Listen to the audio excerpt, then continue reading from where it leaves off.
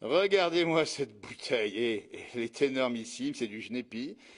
Et je peux vous dire qu'il est bon. Bonjour à tous, nous sommes en direct depuis la Clusaz.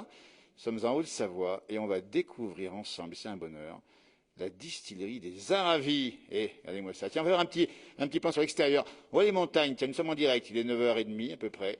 Il y a encore un peu de neige à la Clusaz. Et restez avec nous, on va se régaler. On va se régaler, franchement. Avec à mes côtés Sarah et Romain, qui ont eu le bonheur de reprendre, alors ça il faut le dire, la distillerie des Aravis il n'y a pas longtemps.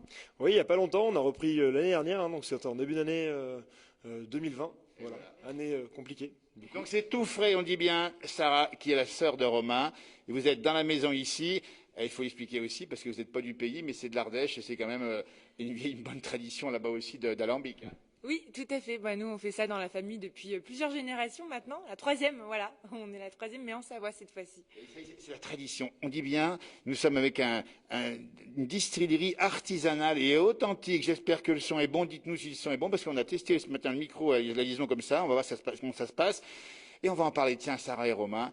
Là, on a commencé par le Genépi. C'est un peu le produit phare de la maison. Oui, tout à fait. Le génépi, c'est la plante de montagne par excellence et que tout le monde veut goûter à la montagne après une bonne fondue. Ça, c'est sûr. Vous êtes très nombreux à nous regarder en direct ce matin. Bonjour Normandie, c'est très bon, nous dit Audrey le Genépi. Et elle n'a pas encore goûté celui-ci parce que là, c'est marqué sur l'affiche ici, c'est le Genépi, vieille recette, on dit bien ici, de berger, grande liqueur aux plantes sauvages artisanalement fabriquées selon un ancien secret des bergers. Alors, c'est quoi ce secret du Genépi? Le secret du Genépi, c'est déjà qu'il faut trouver du bon Genépi. Hein. Alors le Genépi, c'est une plante un peu capricieuse. Il faut aller la chercher au-dessus de 1500 mètres d'altitude, hein. Donc pas facile d'en trouver. Plus on va la chercher haut, plus elle va être qualitative. Et puis après, il faut réussir à bien la transformer. Donc faire des belles macérations, bien la distiller tranquillement, doucement. Et puis après, si tout se passe bien, normalement, on a un produit qui est parfumé, qui est rehaussé en goût et très très bon après un petit repas. Regardez-moi ça. Et il l'a bien dit, c'est fabriqué ici, maison, avec un vrai savoir-faire, on le dit bien. On va montrer l'affiche encore une fois, parce que sur l'affiche, il y a la figure du Père Mathieu. C'est la maman de Sarah et de Romain qui a fait ce petit dessin, c'est ça?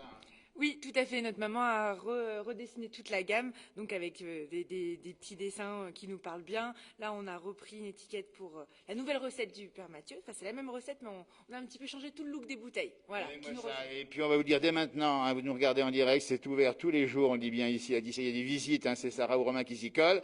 À partir de 10h du matin, alors c'est marqué, j'ai marqué juste en haut, vous allez voir, marqué en haut, c'est marqué les heures d'ouverture. Il y a même un numéro de téléphone pour réserver. On va découvrir, restez avec nous, tiens. Allez, le Genépi, on l'a bien compris ici, grande qualité évidemment ici, et puis grand savoir-faire.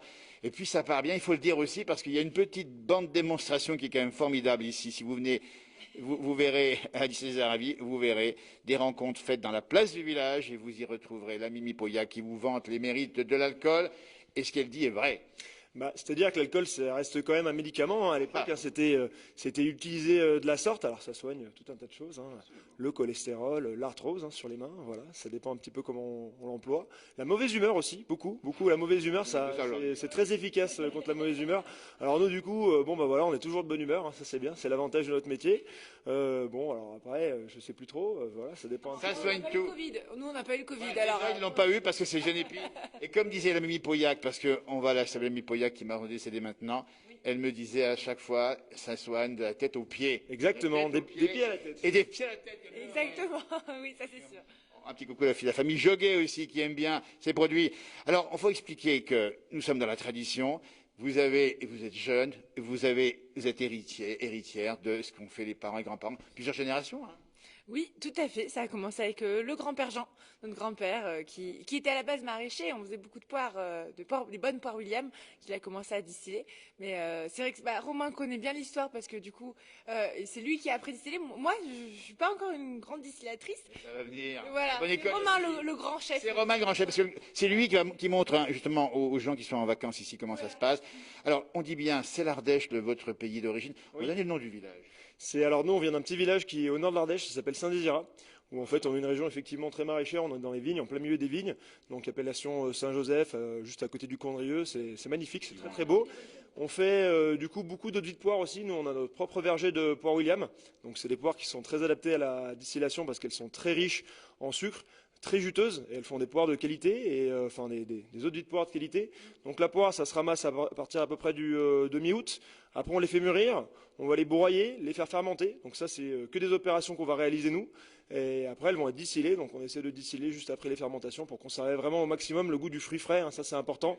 Avoir des poires qui ont du goût et une poire qui est équilibrée, qui est douce, qui est soyeuse. Ça, c'est très important. C'est du goûtu, on vous l'a dit. Nous sommes en direct ici depuis la Clusa, c'est les Aravis, on le dit bien. Et c'est grand beau aujourd'hui, monter en station, de faire un tour par ici. On va continuer, tiens, à la caméra. C'est Marianne ce matin. Et regardez, on va montrer le paysage à Marianne. Le soleil se lève en direct sur les Aravis, c'est magnifique. Il y a pas mal de remarques déjà. Un petit coucou de Mâcon, nous dit-on. Et bonjour de Toulouse. Et voilà, bah écoutez, il faut venir à la Clusa. Alors, on va découvrir, parce qu'il n'y a pas que le Genépi. On en a beaucoup parlé. Il est excellent ici, effectivement ici. Mais là, Marianne, on va faire un plan sur ce qu'on voit ici, qu'on aime bien dans la place du village. On a goûté à plusieurs reprises. Ça, vous avez mal à la gorge, hop là. C'est la sapinette. Petite liqueur de sapin, ça dégage les bronches, c'est nickel. C'est super, très très bon. Il faut expliquer que la sapinette, ça paraît. Alors, c'est des quoi? Des aiguilles de sapin qu'on fait macérer? C'est les bourgeons de sapin. Alors, Les bourgeons. on va faire macérer les bourgeons de sapin dans l'alcool, exactement comme le Genépi. Après, on va les distiller, ce qui va nous apporter de la longueur en bouche. Et puis après, on fait une seconde infusion de bourgeons frais, toujours les bourgeons frais, hein, jamais la branche, parce que ça apporterait beaucoup d'amertume. Donc après, on va faire infuser les bourgeons frais dans la distillation pour apporter une belle coloration propre au sapin. Et puis surtout pour apporter un apport aromatique supplémentaire, un côté vraiment très très frais sur le sapin. Et les bourgeons frais, Ça sent le sapin. Ben, ça sent le sapin, comme on dit, mais dans le bon sens du terme, la sapinette qu'on voit en direct dans la place du village ici. On rappelle, nous sommes à la Clusa. Il est 9h30, un peu plus ce matin. Et pour la petite histoire, est-ce que vous savez que dans nos émissions, on nous a raconté que les chamois, au printemps, venaient manger les bourgeons de sapin? Ça les enivrait parfois. Et à Manigot, dans un petit village pas loin, on a vu un chamois un peu chargé en alcool rentrer dans un bar. On nous l'a raconté, on ne sait pas si c'est vrai. Dans un bar. Dans un bar. Alors on ne sait pas s'il avait l'instinct. On l'attend, C'est la l'instinct. porte est toujours ouverte, donc si ce chamois nous écoute. Et voilà. C'est ça la vie de la montagne. Sapinette, mais aussi la liqueur, spécialité chave. Alors ça, on ne savait pas qu'il y avait une spécialité chave, on dit bien, c'est le nom de l'habitant de la Clusa. Alors non, chave, c'est le nom qu'on utilisait en ancien patois pour dire les habitants de la Clusa. Aujourd'hui on dit les Cluses, mais on dit aussi les chaves. Enfin, c'est pas du patois, c'est de l'arpitan d'ailleurs. Dans l'ancienne langue du pays. Tout à fait. Et ça, c'est une très vieille recette qui avait été créée par un moine à Annecy en 1876. On a pu récupérer la recette, donc on en est très fiers de cette liqueur. Elle est particulière, il y a plus de 27 plantes dedans et elle est délicieuse. C'est la recette initiale de l'entreprise, c'est-à-dire qu'ils avaient vraiment commencé avec ça. Ouais. Alors ça, c'est un produit, c'était vraiment le médicament de l'époque. Hein. C'était vendu comme la chartreuse, comme toutes les autres vies en pharmacie. Donc c'est un Et produit. une recette marque déposée, j'imagine, un peu secrète aussi. C'est ça. Oui, tout à fait. La recette, elle est sur place, personne, elle est bien conservée. C'est Romain qui la travaille bien comme il faut. Voilà. Habitant du pays, venez ici, on dit à la Clusa, spécialité chave. Vous la connaissez peut-être pas forcément, et puis amis vacanciers, venez déguster moi ça. Parce que là encore, après le ski, c'est bon. Donc ça, c'est exactement, après le ski, c'est très bien, à savoir que ça va soigner maux de tête, maux de ventre et mauvaise humeur. C'est la règle de 3M. Ah, ça c'est... Ah, écoute, refais-le nous, Romain, parce que dans cette émission, on adore ces eaux de vie qui soignent, les 3M. Voilà, donc c'est les maux de ventre, maux de tête et la mauvaise humeur aussi. Hein, voilà, c'est la règle des 3M, donc c'est un produit qui est universel et qui marche à tous les coups. Voilà. C'est de l'eau de vie et la vie est belle et vous la montrez avec ce que vous faites ici. La gentiane, Romain, faut-il le dire, la gentiane, ça soigne en particulier ceux qui ont fait des trop bons repas. Oui, c'est ça. Alors bon, la gentiane, ça c'est vraiment aussi un médicament. Hein. Ça soigne un petit peu l'arthrose aussi. Alors bon, c'est un peu particulier à fabriquer, c'est très terreux, très puissant. Il y a beaucoup de longueur en bouche. Ça, alors sur une petite bouteille comme ça, il faut plus de 8 kg de racines pour la réaliser. Vous imaginez? Donc ça, c'est beaucoup de travail. Après, ça reste toujours un produit d'exception. La gentiane, c'est réservé aux connaisseurs. Hein. Voilà. Alors on va montrer qu'il y a deux gentianes. Il y a la gentiane ici donc, qui est donc translucide et l'autre qui est colorée. Comment ça se fait? Alors celle-là, c'est une liqueur de gentiane, donc on est plus bas en degré. C'est un produit qui est beaucoup plus doux, qui se marie très bien, par exemple, avec du prosecco, avec des vins blancs pétillants, en cocktail très frais. Nous sommes dans la place du village en direct. Si vous nous rejoignez, c'est le temple de ce qu'on aime. C'est la qualité de la vie, c'est le terroir, c'est l'authenticité. La distillerie des Aravis, la Clusa, et ce sont des jeunes qui s'en occupent, vous vous rendez compte? Ça, c'est une belle image. C'est Sarah et Romain, frères et sœurs. Et vous le faites bien, et il y a vraiment un bel avenir, parce que vous avez le sourire, vous avez la niaque, et vous avez le savoir-faire. Ben, on essaye. Hein. Alors, le savoir-faire, pour le coup, on l'a développé, puis on l'a surtout appris, on va dire, de notre père et de notre grand-père avant nous. Donc après, il y a des choses qui se transposent, hein. C'est un métier qui reste, on va dire, très... Après, on en a toujours eu un petit peu, même dans une petite goutte de gnôle dans le biberon de cacao avant de se coucher. Ça, on a toujours eu ça. Ouais. C'est bien. Conserve. Allez, bonjour aux parents, tiens, du côté de l'Ardèche. Bah, coucou maman, coucou papa, et puis grand-mère et grand-père aussi, ma petite grand-mère. Il faut savoir qu'on a un grand-père qui a 88 ans maintenant et qui tous les jours boit son petit canon et il est en pleine forme. Mais c'est une légende. Il a une forme vraiment remarquable. Son prénom. C'est Jean Gauthier, donc la distillerie Jean Gauthier en Ardèche. Donc c'est Jean Gauthier, c'est lui qui avait fondé l'entreprise initialement. Et il a 88 ans et vous le voyez monter à l'échelle à 10 mètres de haut avec une tronçonneuse et il fait ça remarquablement bien. Et ça, il faut le dire, c'est uniquement grâce à l'agneau. Et les jeunes. En partie grâce à l'agneau. En partie grâce à l'agneau. On dit avec modération, parce qu'il faut le dire aussi, mais quand même, vous qui êtes des amis du terroir, des amis des belles choses, c'est ici qu'il faut venir. Ici, des Aravis. On continue avec Marianne à la caméra, toujours, Genepi Myrtille. Donc ça, c'est aussi c'est un couplage sympa. Alors là, c'est vraiment l'association de plantes de montagne différentes, enfin de plantes, de produits de montagne. Donc on a le Genepi qui va apporter de la fraîcheur et la myrtille qui va apporter un côté très fruité, très doux et qui vient casser un peu le côté plus fort du Genepi. Donc ça, c'est finalement une association qui fonctionne très très bien. Voilà, qu'on a développé nous. Alors ça, c'est un produit qu'on est... Parce que vous êtes des créateurs, dis donc, c'est ça aussi, Romain. On essaye de faire plein de belles choses. Alors là, vous avez déjà une gamme qui commence à être un peu fournie. C'est le début. Il y a le choix, attention. Sur la première année, puis il y a d'autres choses qu'on va essayer de développer. Mais voilà, il y a plein d'idées, mais ça sera top secret. Voilà. On change d'endroit juste pour aller voir un peu les produits qui viennent cette fois-ci de l'Ardèche, qui sont en vente ici, hein, que vous fabriquez ici ou là-bas? Alors, il y a une partie qui est fabriquée directement sur place. Toute la partie plante, elle est fabriquée juste en bas, donc avec notre petit alambic qui correspond très très bien pour les plantes. On ira voir peut-être tout à l'heure. Après, en ce qui concerne la gamme fruits, il y a beaucoup de choses qu'on travaille en bas, notamment la poire, parce que nos vergers de poiriers, hein, on a conservé les poires, le verger de poirier de l'exploitation familiale, et donc les poires sont faites en bas. Donc Alors ça, on va faire une image. Une image ici, d'abord ici sur les poires, parce que pour tout vous dire, en pays de Savoie et en France en général, on adore l'agneau, enfin l'eau de vie de poire. Et là, c'est quoi ça? Eh ben, on fait des petits seaux sur nos bouteilles. Regardez, c'est tout ciré à la main. Du coup, c'est vraiment artisanal. Là, fait à la main. Chaque bouteille a beaucoup d'amour dedans. Et la poire, faut dire que et une bonne poire et ça repart. Une bonne poire et ça repart, ouais, c'est ça. Prenez un bon départ avec une bonne poire. Allez-moi ça. Non mais ils sont à la fois capables de faire de bons produits et de savoir les vendre. Je vous garantis, c'est Sarah et c'est Romain à la Clusa. C'est ouvert tous les jours, 10h à 18h. La visite. On a zappé le Mar de Savoie, dis donc, parce qu'on est passé devant sans le regarder, mais bon, et on l'oublie pas. Ah bah le Mar, c'est ce qui sort du pressoir quand on fait du vin. Donc quand vous pressez votre vin, votre jus de raisin fermenté, c'est ce qui va donner, ce qui va devenir votre vin. Et puis après, la partie solide, c'est quelque chose qu'on va redistiller. Donc c'est quelque chose d'assez tannique, hein. Ça, c'est un apport qui est fait par rapport à la peau du raisin. Un produit qui est assez marqué, assez puissant. Ça s'appelle la grappa aussi en Italie. La grappa, oulala, dis donc, on y a fait des émissions dans le Val d'Os, on s'en rappelle encore. Les papilles s'en rappellent encore, je vous dis pas. On va avancer parce que, écoutez, là, franchement, partagez cette page à vos amis, au moins qui voient ces produits, qui puissent venir ensuite ici à la Clusa, parce qu'il y a vraiment une grande diversité, puis une grande qualité, une belle présentation.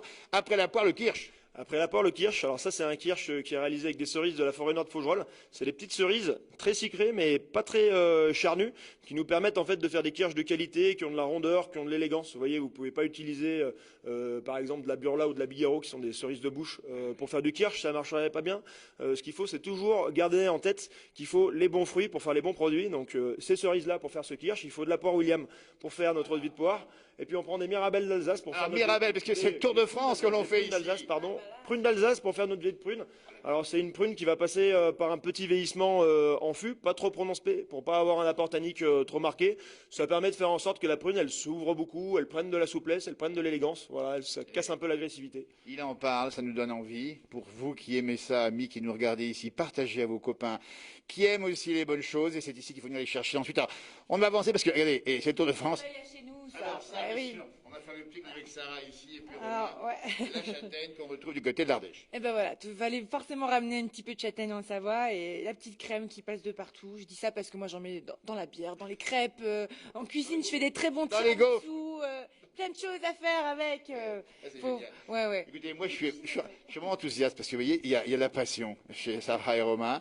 Et là, on découvre ce matin avec vous peut-être cet endroit que vous ne connaissiez peut-être pas. Ça vient d'ouvrir, on rappelle, on va saluer la famille Thévenet qui l'a entretenu pendant très longtemps ici.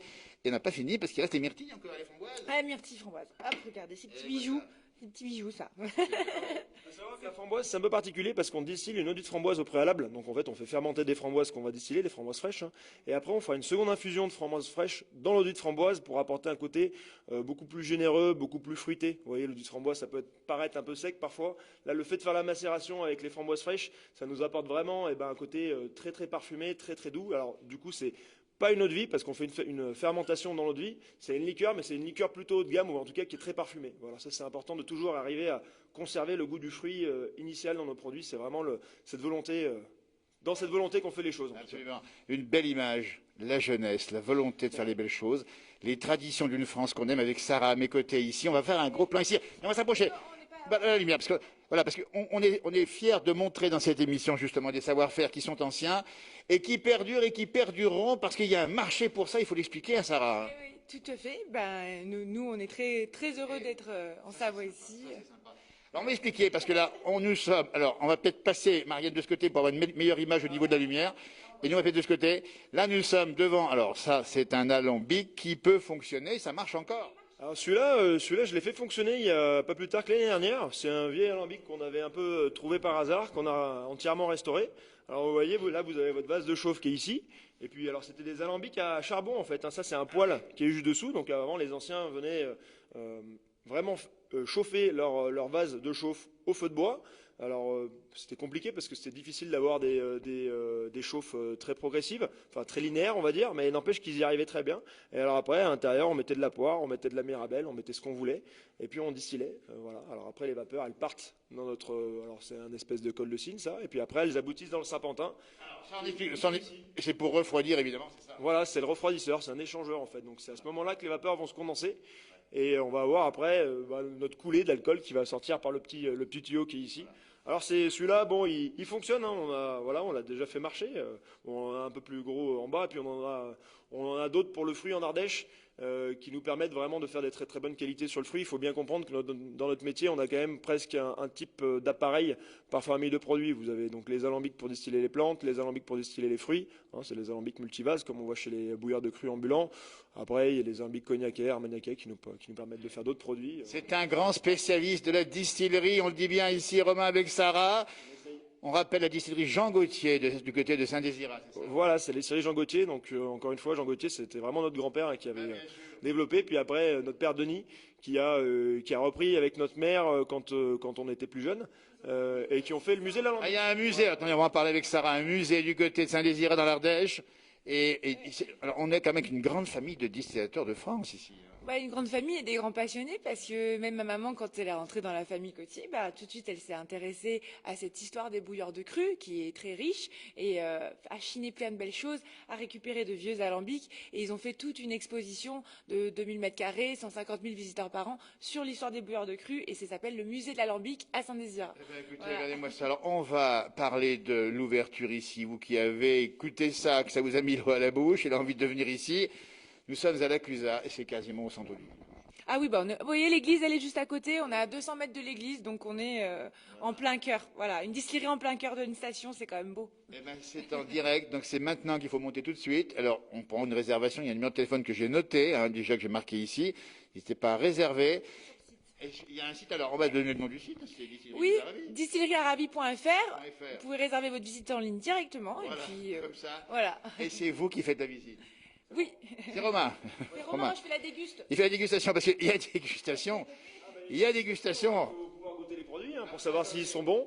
Il faut terminer cette interview en direct. Si on peut goûter un petit quelque chose éventuellement, ça peut être sympa avec nos amis qui nous ont regardés ce matin. C'est un bonheur en tout cas. On va vous remercier infiniment de nous avoir accordé un petit peu de temps. Et c'est franchement, il y a même une casquette à vendre. La distillerie des Aravis, ça vous fera. Alors franchement là. Pour vos amis hein, qui connaissent pas forcément, voilà, la casquette ici. Vous avez vu un petit peu, hein, la famille Gauthier ici qu'on va saluer. Et puis on va goûter quelque chose. Vous nous dites ce que vous. Un petit génépi. Un petit génépi. À quelle heure on le boit? Il n'y a pas d'heure. Il n'est jamais trop tard, jamais trop tôt. Jamais avant 6h30 du matin, parce que sinon ça veut dire qu'on s'est levé trop tôt, donc il y a un problème. Et moi ça. Et après toute la journée éventuellement, avec modération, on le rappelle bien. On va le goûter. Ah, moi, ces petits verres super sympathiques. Merci beaucoup. Le Genépi, et on rappelle bien que ça remonte à tradition en 1867. Nous sommes à la Clusaz, nous sommes en Haute-Savoie. Il fait beau aujourd'hui. Nous sommes maintenant à près de 10h du matin. Venez faire un tour. Il n'y a pas de remontée mécanique, mais c'est ouvert ici toute la semaine. On dit bien jusqu'au samedi. Ou même le dimanche. Du lundi au dimanche, de 8h à 18h, de 10h à 18h. Eh bien, on va trinquer ensemble. On va saluer le petit chien, faire un plan sur le chien-chien. Ah, Kesh, viens. Bah, viens. Kesh, on en parle parce que Kesh, il accueille les visiteurs. Et l'autre jour, c'est assez drôle parce que il est placide, il est hyper gentil et les gens ne savent pas trop l'approcher, mais rassurez-vous, il ne mord pas. Merci beaucoup Romain, merci beaucoup Sarah, merci à la famille Gauthier ici, la distillerie des Arabies. On va goûter le Genépi. Je vais baisser un tout petit peu le masque comme ça, discrètement, et je vais le goûter pour vous, tiens. Avec vous, tiens, on va trinquer avec vous. À la vôtre. Allez, regardez-moi ça. Et on va le goûter.